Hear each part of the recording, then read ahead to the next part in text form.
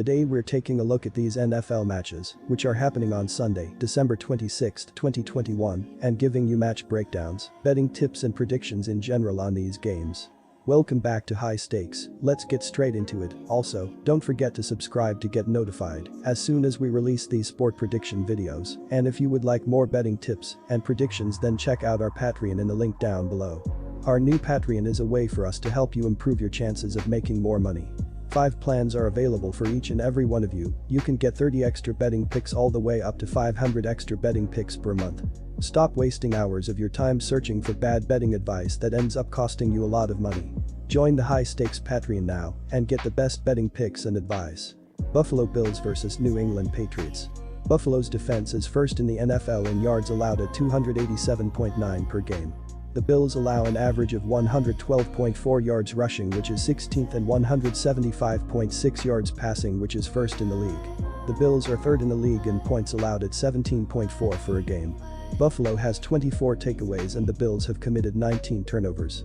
The statistical leaders on defense for Buffalo are Tremaine Edmonds with 89 tackles, Mario Addison with 4.0 quarterback sacks, and Jordan Poyer with 5 interceptions. New England might come into this game with a better record, but I still firmly believe that Buffalo is the better team. The Bills have finally been able to get the offense going, scoring 58 combined points in their last 2 games. It has been a balanced effort, as 4 different receivers had at least 4 catches for 35+ yards last week. Buffalo continues to be the best defensive team in the NFL, so a capable offense is all that they have been missing. New England is coming off a disappointing game, and its top 2 running backs are dealing with injuries. Our first betting advice is to pick Buffalo +1. Harris was a limited participant in Wednesday's practice due to his hamstring injury. Backup Ramondre Stevenson missed his second straight practice as well, so that is something to monitor heading into Sunday's game. The Patriots sit in the middle of the NFL as far as yards per game, 347.9. Harris and Stevenson have been the only key contributors to the rushing attack, so New England will need one of them available on Sunday. Rookie quarterback Mac Jones has completed 69.0% of his passes for 3,168 yards and 18 touchdowns, but he has also thrown 10 interceptions. Wide receivers Kendrick Bourne and Jacoby Myers have both gone over 650 receiving yards. They will be facing a Buffalo defense that leads the NFL, allowing 287.9 yards per game. Our second betting advice is to pick under 44.5. Quick reminder, don't forget to subscribe to get notified as soon as we release these sport prediction videos, and if you would like more betting tips and predictions, then check out our Patreon in the link down below. Our new Patreon is a way for us to help you improve your chances of making more money. 5 plans are available for each and every one of you. You can get 30 extra betting picks all the way up to 500 extra betting picks per month. Stop wasting hours of your time searching for bad betting advice that ends up costing you a lot of money. Join the High Stakes Patreon now and get the best betting picks and advice. Jacksonville Jaguars vs New York Jets. Jacksonville is 27th in the NFL in points allowed at 26.4 per game. The Jaguars are 17th in the NFL in total yards allowed on defense at 351.8 yards per game, including 112.8, 17th yards per game rushing, and 239.0, 17th yards per game passing. The Jacksonville defense has just 7 takeaways this season, which is last in the NFL, and the offense has turned the ball over 25 times. The statistical leaders on defense for Jacksonville are Myles Jack with 97 tackles, Josh Allen with 5.5 quarterback sacks, and Tyson Campbell with 2 interceptions.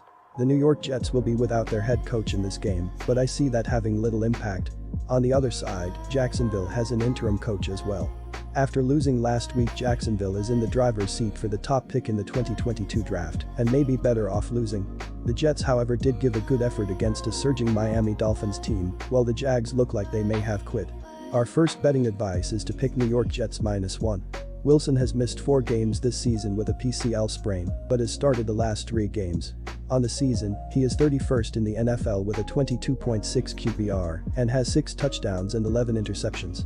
Jets are 27th in the NFL, averaging 17.9 ppg. New York ranks 30th with 85.4 rushing yards and 15th with 229.4 passing yards per game. The Jets' defense is dead last, allowing 30.6 points and 391.8 total yards per game. Jacksonville outgained the Texans 296-281 in total yards and 21-13 in first downs in the loss, but the Texans made the home run plays. Texas receiver Brandon Cooks had 2 touchdown catches. The first was 22 yards for the game's first score, and the second went for 43 yards and the game's final score. Houston also got a 98-yard kickoff return for a touchdown in the first quarter that put the Jags down 14-3 at the time. Jacksonville is 28th in the NFL, allowing 26.4 ppg and 20th, allowing 351.8 total yards. Offensively, the Jags have been even worse, ranking last in the NFL averaging 14 ppg. They are 23 ND with 103 rushing yards per game and 28 with 199.6 passing yards.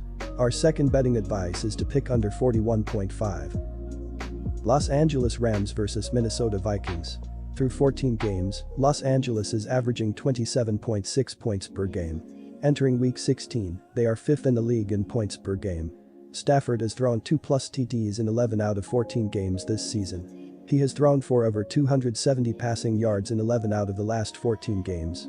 Cooper Kupp has been the best WR in the league this season. He has 122 catches for 1,625 receiving yards and 14 receiving TDs. He ranks first in catches, receiving yards, and receiving TDs. The Rams' defense is allowing 21.6 points per game and 2.8 sacks per game. They are top 12 in points per game allowed and top 5 in sacks per game. The Rams are top half in passing yards allowed per game and top 6 in rushing yards allowed per game. The pass rush for the Vikings might be a problem, but then the big play on offense comes, and that problem is instantly forgotten. Rinse, wash, and repeat.